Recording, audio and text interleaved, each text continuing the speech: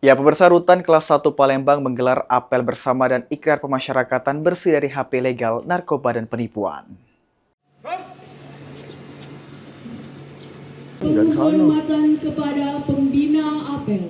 Melibatkan aparat penegak hukum dan unsur Forkopimda, Rutan kelas 1 Palembang menggelar apel bersama dan pembacaan ikrar pemasyarakatan bersih dari handphone ilegal, narkoba, dan penipuan, yang dipimpin langsung oleh Kepala Rutan M. Roland.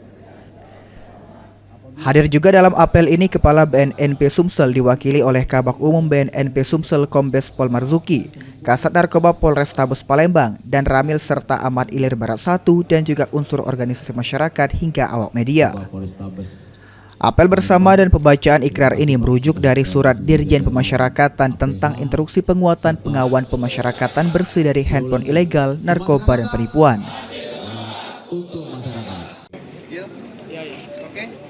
3, 2, 1. Rutan 1 Palembang mengadakan deklarasi, ada sidak sekaligus taskurin secara serentak seluruh Indonesia.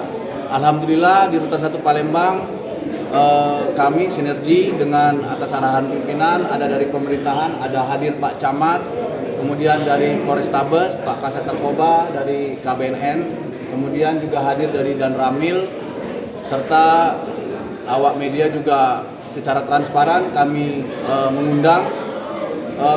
Hasil dari sidak razia pada hari ini kita cukup banyak temukan, namun masih relatif aman walaupun masih ada sedikit alat komunikasi. Mungkin itu dari saya. Yang pasti Rutan 1 Palembang terus mengajak rekan-rekan baik itu dari pemerintahan maupun dari APH untuk bersama-sama memerangi narkoba, alat komunikasi ilegal, serta barang-barang yang terlarang tentunya di Rutan 1 Palembang.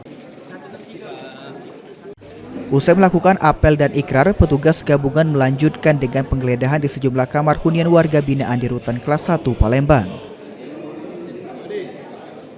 Tim Liputan, PAL TV.